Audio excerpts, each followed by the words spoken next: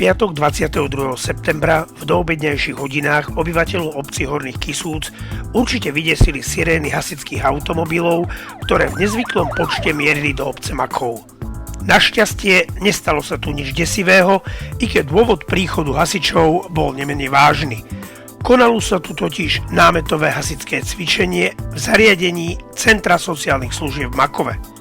Okrem hasičského záchranného zboru Turzovka, Čadca, záchrannej brigády zo Žiliny, DHZ Makov, DHZ Turzovka a DHZ Korňa boli na námetové cvičenie prizvaní i členovia dobrovoľného hasičského zboru Vysoká nad Kisucou v počte 1+3 s vozidlom CAS Iveco Daily.